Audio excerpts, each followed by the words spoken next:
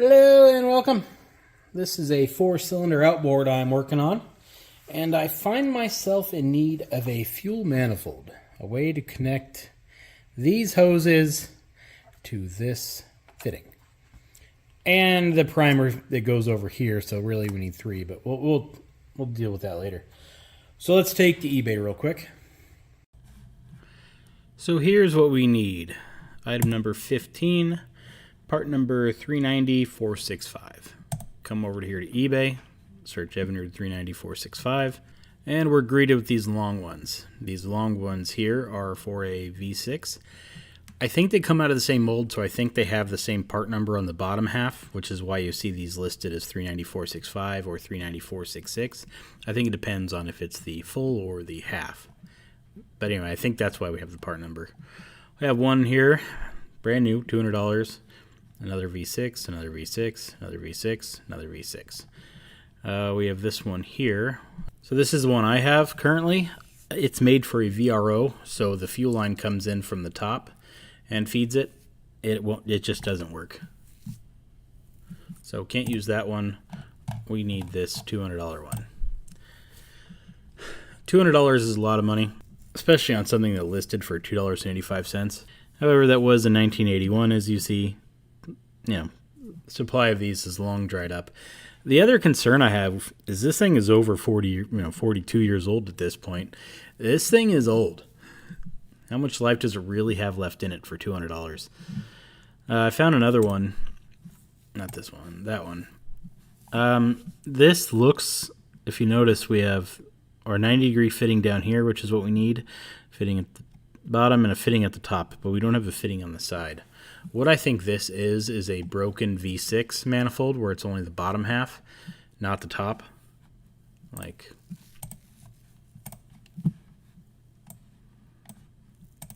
see what I mean? Like, there's our 90, our bottom fitting, our top fitting, and then the top half of it to where he has, you see what I mean? Like, this thing is broken and useless, and guy wants $90 for it. He might sell it to an unsuspecting buyer that then buys it and then gets it and says, wait, what is this? This isn't going to work. So these manifolds aren't just falling out of thin air anymore. And, when they're on here, they're expensive. Well, obviously eBay is an option, but it's not a good option because they just cost too much. Second concern is that is still, a 20-plus-year-old piece of nylon. Good chance that thing's old and brittle too. I mean, the nylon's fine. Keep it out of the sun. It lasts for, a long, long time. But it starts getting brittle and starts breaking, and then you got to replace it. That plastic manifold is not going to last forever. I have a manifold here. This is for a VRO type setup, which gets mounted upside down like so, and plugs everything in. VRO pumps up top, hose fits that. Everybody's happy. When you have a fuel pump, it gets mounted upside down. If you notice, it kind of fits right now. But we have a fitting on the bottom coming straight down, meaning we'd have to get a hose and kind of do a loop, in which case our fitting is way off from where we need it to be. So even if I were to get, a right angle and just put a little tiny piece of hose on there, we're still way too high. What I really need to happen is for this fitting to come out sideways, like what would happen on the manifold I need for this motor. But again, expensive. So let's spend a bunch of money on some parts and some tools to be able to do our own. Everything in here was less than $50 total. So, it's a quarter price of the manifold we were just looking at. So not bad, but, it's still a lot of money. But if this works, I can make a couple out of this. So that's handy.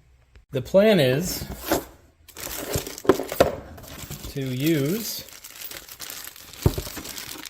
these 90s, tap a hole in the bottom. That'll give me the side or the input. And then put some of these fittings tapped into the side to recreate the manifold, if you will. I don't know if this will work.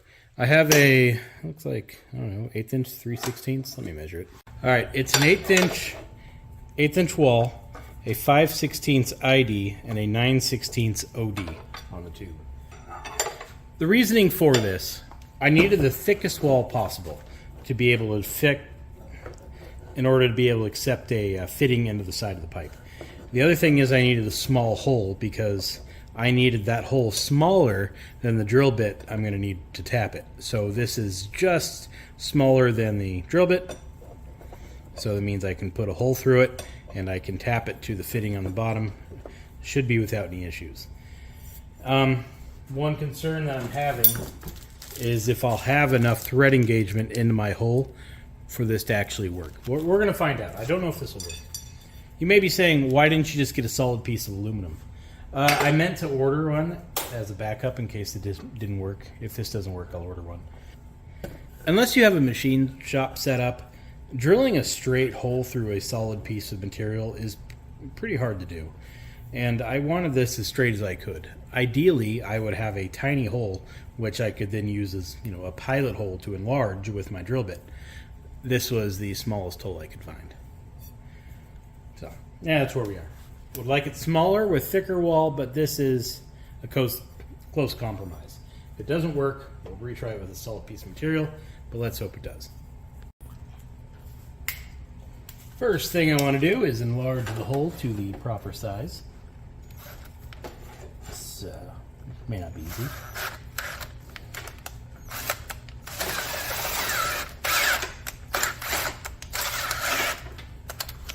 Alright, got it in the Weaver vise that I still haven't bolted down.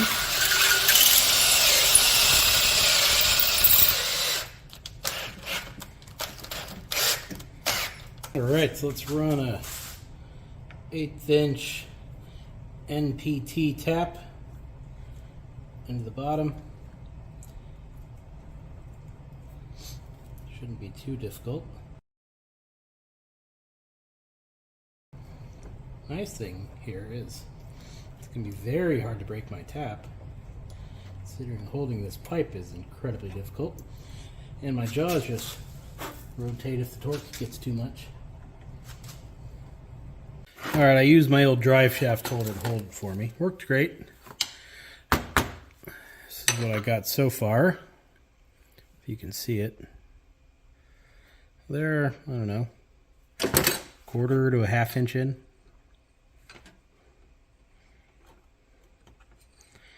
So this is going to be our feed fitting.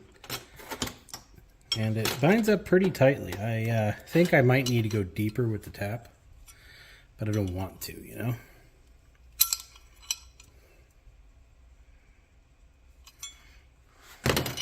So right there, that's about all she's got.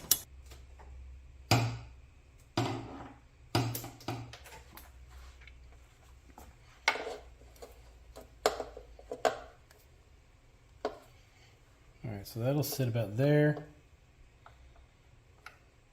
It can float if it wants to, doesn't bother me at all. So we'll put a fitting about there and about there. Trying to mark where they should go exactly.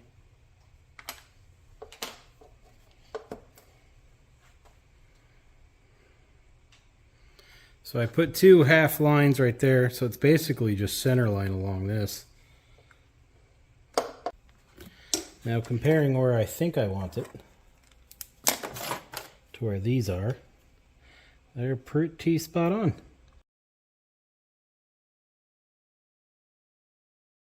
Okay, I drilled 3 holes. Are they straight? Oh, heck no. But they're good enough. I mean, we're talking hand drills here. I don't have a mill. If I had a mill, I wouldn't have any indicator gauges. So, yeah, this is what we got. Now, is the wall thickness strong enough to hold the fittings? Don't know. Am I going to be able to tap this with a thin wall? Don't know. We going to know threads? Don't know. But we're going to give it a shot. I pulled the fitting out so I could look down the pipe. I want to see where I was. I want to make sure I'm not hitting the other side of the pipe.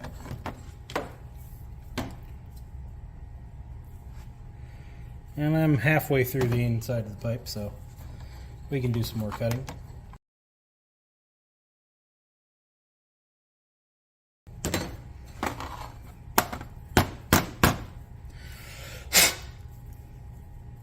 Yeah, it looks okay, I think.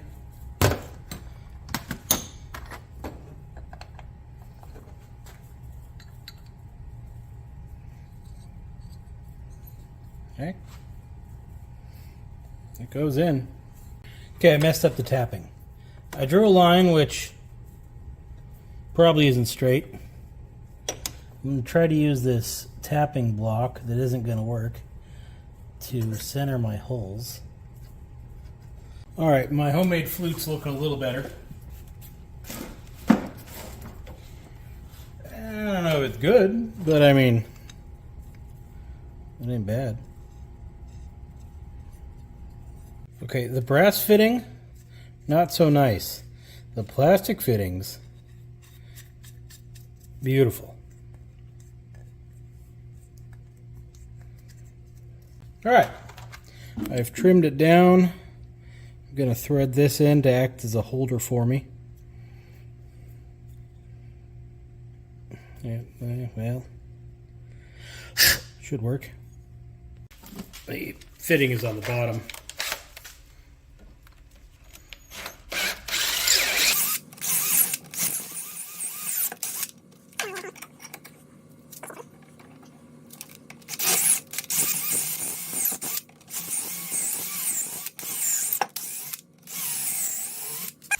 Now we need to tap the ends.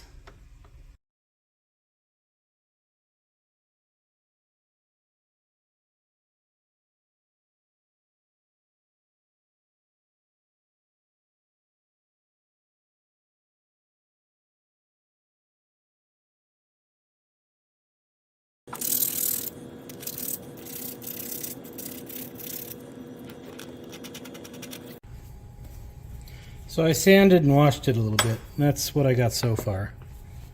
It's not too bad looking yet. I don't know, it's working. These bug me that they're a little off, but that's okay. Okay, we got to put the fittings in. Gonna go with this Loctite 545 if it's any good.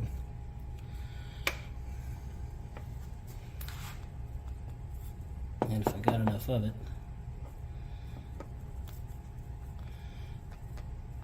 Should give me a nice good permanent seal.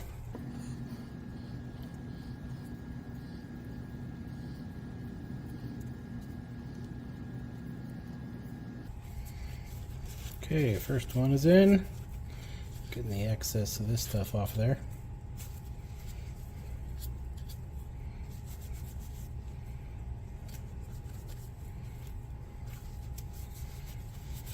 So that's the 5/16 line. Now I'll do the bottom one. Should probably do the middle first,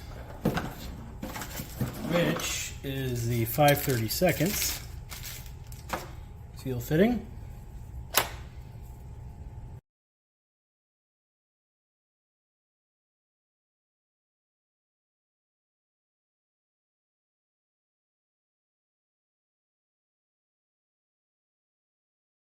Looking pretty good, I'd say. Whoops. Now, the problem I knew we were going to have going into this, we now have a mostly blocked tube because of our fittings. Which is why, when I drilled the hole to tap the fittings, I went all the way through.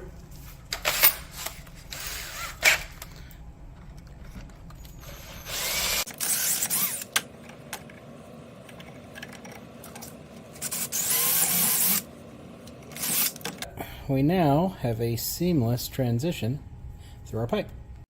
And for safe measure, I'm gonna sand the inside a little bit.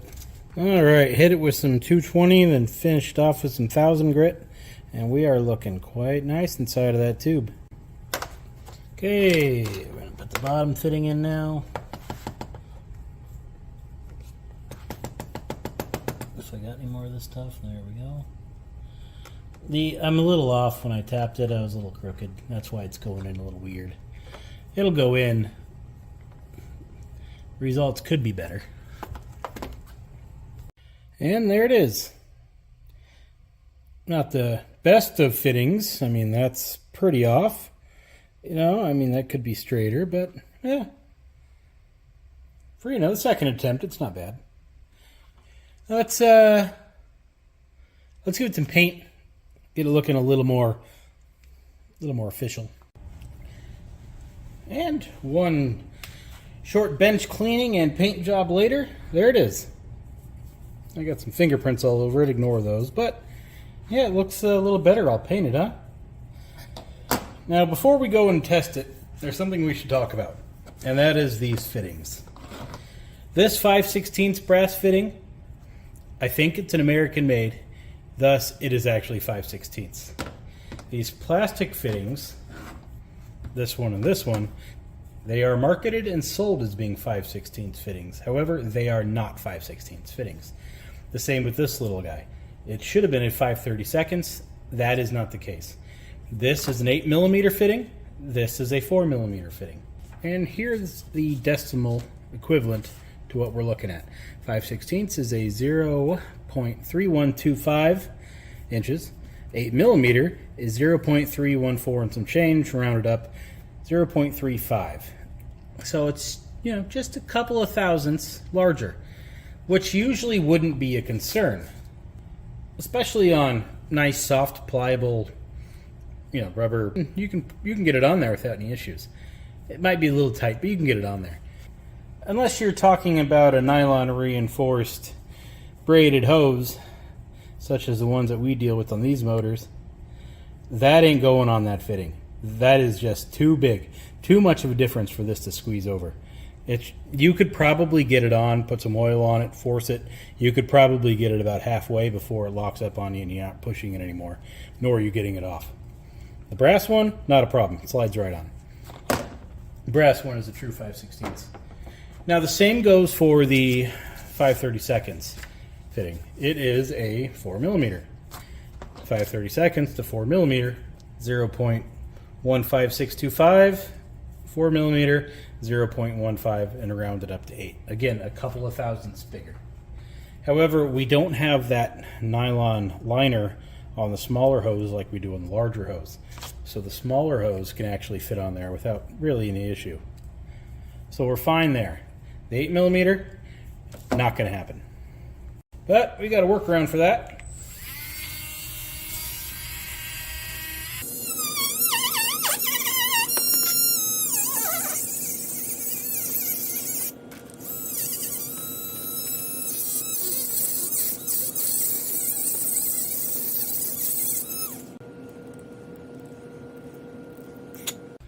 Also, if you're in the market for a rotary cutoff tool, do not buy this one. It is a piece of junk. One slight little binding and the thing just safety shuts off on you. It's probably the worst rotary cutter tool I've ever used.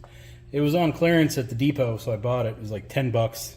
And I mean, I use it, but every time it shuts off on me, I regret not having my $10 anymore. And there it is. That is our finished fuel fitting. Now, you may be thinking to yourself, okay, come on. You could have forced those hoses on there. You didn't need to cut the tip off. That's ridiculous. It's really not. Trust me, you need to do that. When we put these carburetors on, the hoses go on first. There's a clamp down inside of there that you can't access with the carburetor installed. These hoses need to go first. Without being able to easily lube up that fitting and sit here and twist this hose on, this hose is not going onto that fitting. And if you use a lower quality, cheaper hose, you're going to be doing this again anyway, so it doesn't really matter. All right, let's test this thing and see how well it works, shall we? All right, got my tester gauge hooked up to a hose, hooked up to our manifold. Our manifold is blocked off, as you can see, expert level stuff. Let's wedge that in there. Good enough.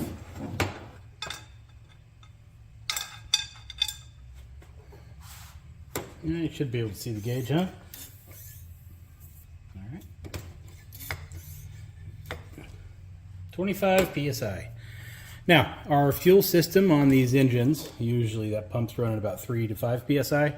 But when you're priming it, when you're squeezing the primer bulb, 15 psi is normal. 25 to 30 where we're at now. Not so normal. All right, we are maxed out. 30 psi.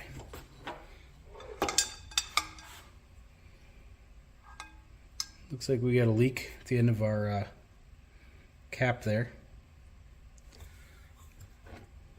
I don't really care about that, to be honest. Anyway, we'll let it sit there at 20 psi for, I don't know, a while. Come back and see if we lost any pressure. Okay, I got some more parts. Let's make version 2, which I think is going to be a lot easier. I'm going to use the Loctite paste stick thing this time. This should be, honestly, a lot easier. Because it's just assembling, no drilling, and tapping, and all the other fun stuff. Yeah, I'm not getting another turn out of that.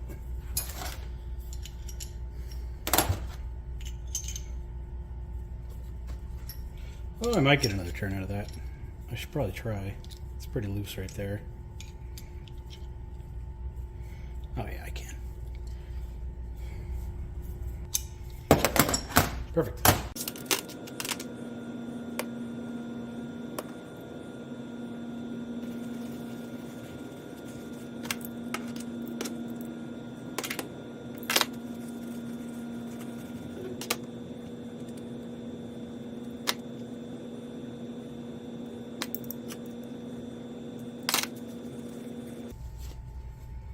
I wonder if I can get more out of that. It's a little on the loose side right now. Now our fittings are these things. I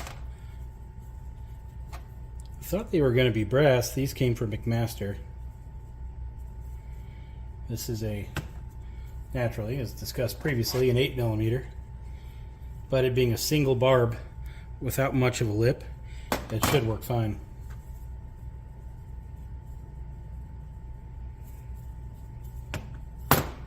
We got that 8mm, this 8mm, then a 4mm.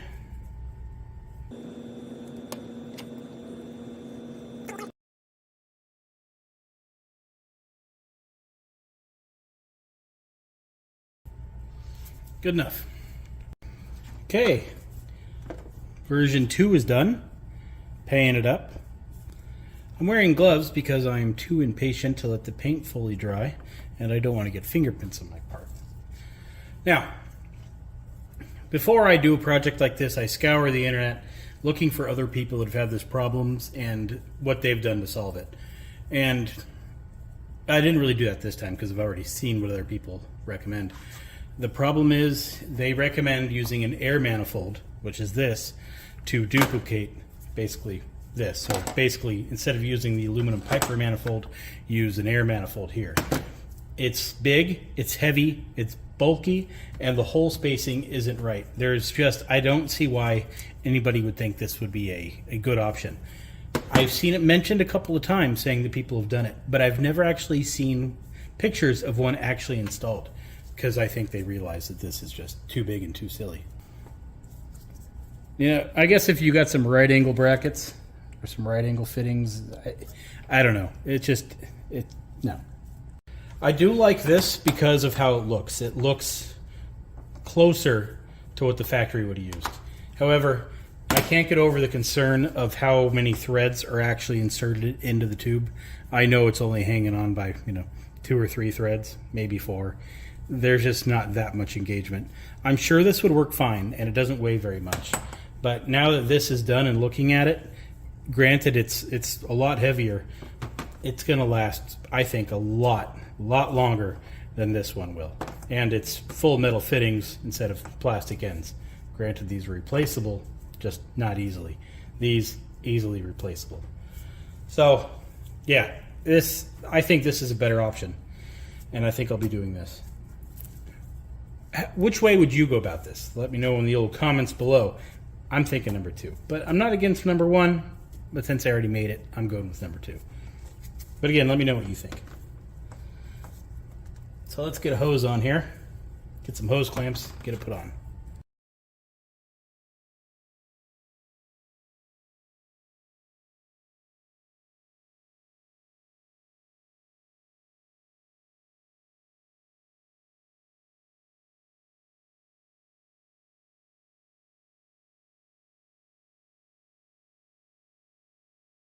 And there it is with the cover installed. These hoses could be a little shorter and it would suck this in a little more, be able to get it a little behind in case there is an air cover that goes here, but I don't think there is on this motor. There might be, I don't know. Anyway, as you can see, it fits fine, it works fine, spacing is fine, everything about it, it's fine. This will work, it'll be leak free, I can pretty much guarantee you that one, and it's gonna outlast that nylon one, and it's a fraction of the price. Speaking of price, I'm not knocking the eBay seller. He has a long discontinued, incredibly crucial, very needed part that's, you know, they're becoming brittle, hard to find, and he's got a brand new one. It's a good part. However, hobbyists like me, when you see $200, you're not going to pay it. Now, there is the other people like me who are going to spend, you know, half that, if not that full price, in a bunch of fittings, trying to find a way to duplicate it. You can't price your part out of your customer, if that makes sense. Now, I understand if that manifold was reasonably priced, let's say 50 bucks, it would have already been sold. The reason it's still on there is because it's so expensive. Maybe 100 bucks, that would be fair. You know, 200? No. Now, to those who are going to complain about my machining skills, I agree with you. Doesn't matter what you're going to say about my machining, I agree with you. Now, here's your challenge. You go ahead and make one, send it to me.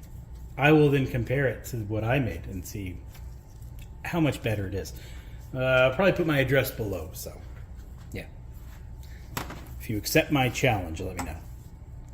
Now, before I go, I want to point something out. This fitting, this T, and then this fitting, the 90, these came from the same manufacturer. The reason I did that was because I wanted to make sure that all these fittings were in a line. So when you order from McMaster, they hide the manufacturer from you. I didn't want to find out they had a different manufacturer with these two fittings, so I bought these on Amazon. So I'll put a link below for those. Well, I hope this helps, and I'll see you all next time.